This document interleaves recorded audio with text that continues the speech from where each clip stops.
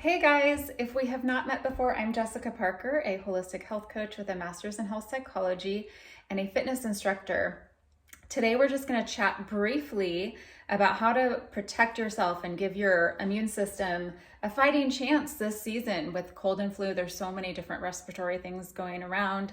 Seems a little worse than usual. I have opinions about that. I will not share them right now, but let's just dive in and I'll share some of the things that I'm doing.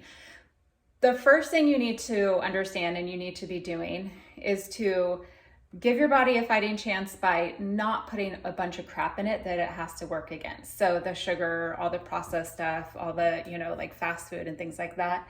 Sorry, but you're causing inflammation in your body and you're putting things in your body that your body has to work harder to process and detox from. And therefore your immune system is not going to be as strong. Kind of a no-brainer, right?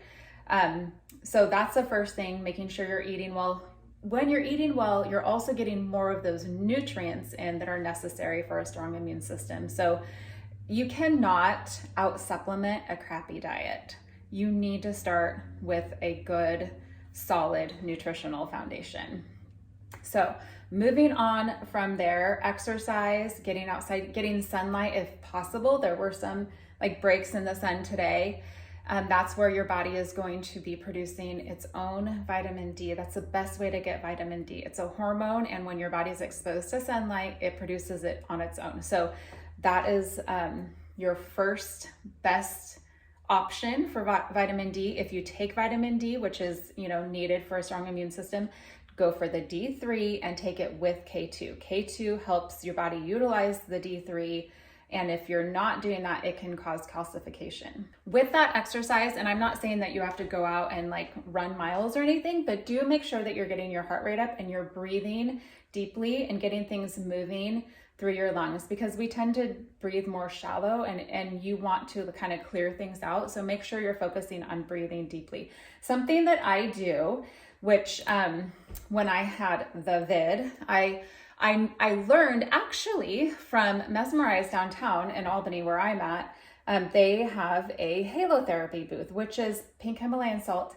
And you breathe, you sit in this little booth, which looks like a sauna, and you breathe in the salt. It's in a little machine and it spurts out.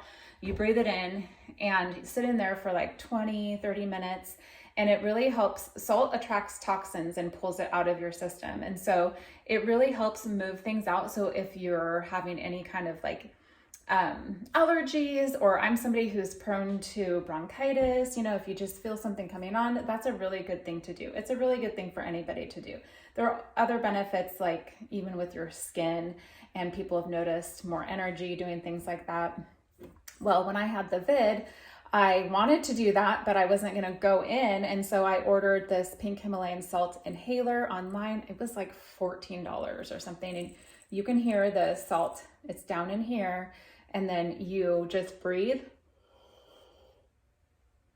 and then out through the nose. But you have to sit there and do it for a good 15, 20 minutes. And you will notice a difference. I noticed a huge difference. That was the one thing that I was mainly concerned with when I had the vid. Because of my tendency toward things like bronchitis, which I've had it really bad before and gets a little scary. So this is something I feel like everybody should have. Obviously this is mine and I don't share it even with my son. Be kind of hard to clean this thing really well. And so anyway, but they're super cheap. I recommend them for everybody. Any kind of, again, allergies, respiratory stuff.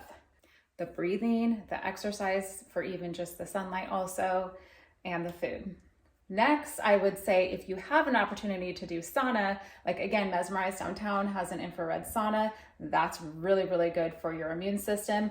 But things that you can do just at home, I would add bone broth. So you can make bone broth so easy, but I also sometimes will purchase this brand, Kettle and Fire. There are other ones like Bonafide. Really make sure that you're getting high quality. This is organic free range chicken. If it's beef based, make sure that it's grass fed and finished, that it doesn't have all the antibiotics and added hormones in it, because whatever is coming out of the bones is obviously going to be absorbed into your body. But bone broth is super good for your immune system, full of lots of needed minerals, plus all the different amino acids and things like that. But this is something that is really great to add to your diet now. But if you're sick, then obviously it's an easy go-to. These ones are actually soup already. So again, I make bone broth a lot, but I have things like this on hand. I'll like grab them when I see them on sale, and then just have them for like when you're not feeling good and you're not gonna cook. Plus bone broth takes a long time to make. So I like to have both things, both options. I use Ultima for my electrolytes. Your body, well, magnesium is something that everybody needs because most of us are deficient. And when I say everybody needs, of course everybody needs it, but it's something that I recommend everybody supplement with because it's much harder to get it from our foods these days because our soils are so depleted. So Ultima has magnesium, it has potassium, it doesn't have much sodium, so I will actually put some of this in my water with a little scoop of salt. This is actually Redmond's real salt that I cook with also, but I'll put that in my water as well. It has some other things like calcium in it, but the big hitters are potassium and magnesium. So I actually do 2 scoops every single day. Your body needs these electrolytes in order to function properly at a base level. It can help you sleep. It can help you go to the bathroom. It can help you relax. All the things. And so that's something I recommend all the time, but specifically if you've been kind of like laxing in it and you're not feeling well, do it. Your body needs that again for optimal health.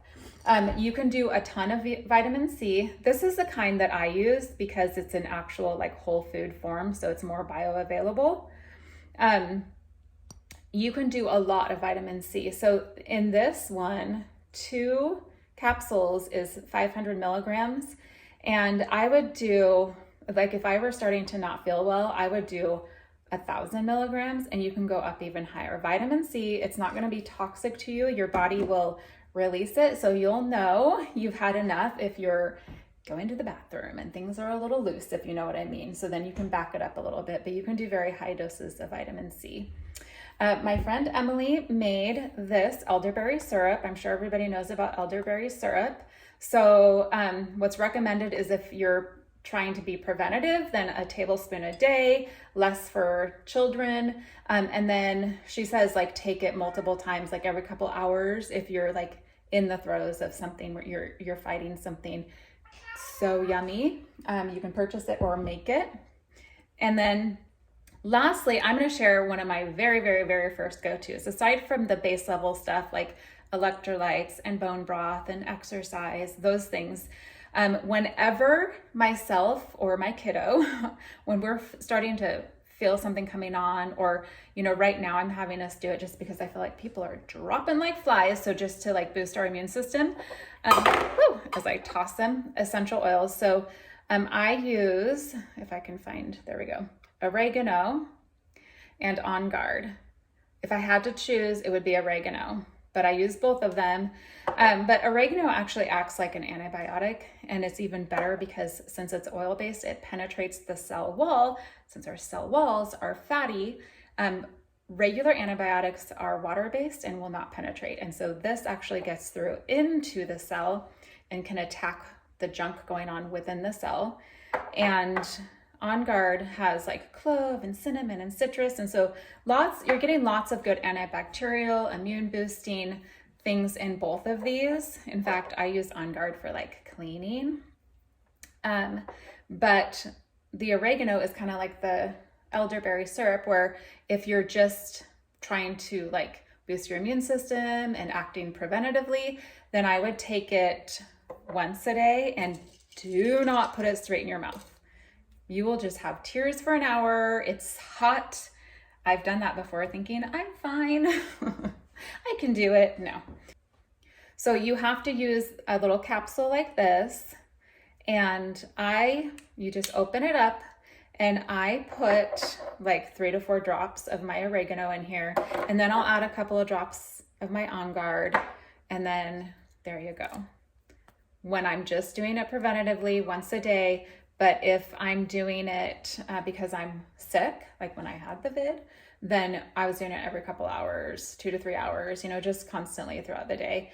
If it's a child who won't swallow one of these, or even somebody who can't or doesn't want to swallow the little capsules, you can cut it with something like coconut oil, any kind of oil, and put it on the bottoms of their feet, because things absorb very quickly from the bottoms of your feet into your bloodstream. You could even like put it in soup or something. There you go. Both of those even. But again, the On Guard you can put in your mouth. It's not like the most amazing flavor, but you can do it. But oregano, do not do that. Don't do it. So, and if you put it on your skin ever, like make sure you dilute it a lot with some kind of oil. So that is it, you guys. Those are the things that I personally do to stay ahead of it. I know that there's a lot going around right now. I'm just going to say this also, I am not a fan of hand sanitizers, especially if you're using hand sanitizers that are the conventional kind there's a lot of crap in them that actually add to inflammation, which can actually just weaken your immune system. Plus, you can end up messing with your microbiome, which will, again, weaken your immune system. And so just wash your hands.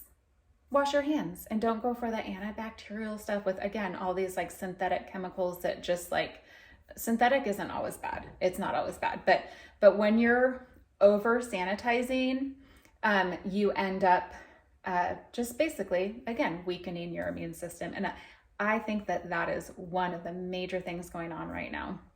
So wash your hands. I've even, like last year or something, when my mom was in the hospital and I went in and they're like, oh my gosh, chasing me with hand sanitizer. And I said, I'm going in the bathroom right now and I'm washing my hands. And they were like, oh, okay, people do that, but please, just wash your hands. There are some better, even doTERRA has some, I would prefer over, the regular on the shelf at the store hand sanitizers, but just wash your hands if you can. All right, you guys, if you have anything to add, because I know people do other things like zinc. If you take zinc, do quercetin also. It helps utilize the zinc. I personally can't take zinc because my autoimmune issues do not like it, but that's another thing, like go-to for people. And zinc is really important for your immune system. So if you have anything you want to share, that'd be awesome. But always start with taking the burden off of your body. So the sugar, the processed foods, the lack of sleep, the alcohol, like take the burden off of your body first, because you're going to be fighting an uphill battle otherwise.